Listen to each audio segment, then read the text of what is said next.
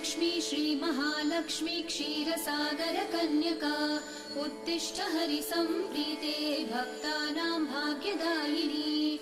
श्रीलक्ष्मी श्रीमहालक्ष्मी क्षीरसागरकन्यका उत्तिष्ठ हरिसम्प्रीते भक्तानां भाग्यदायिनी। उत्तिष्ठोत्तिष्ठ श्रीलक्ष्मी विष्णुवक्षस्थलालये उत्तिष्ठ करुणापूर्णे लोकानां शुभदायिनी। उत्तिष्ठोत्तिष्ठ श्रीलक्ष्मी विष्णुवक्षस्थलालये उत्तिष्ठ करुणापूर्णे लोकानां शुभदायिनी।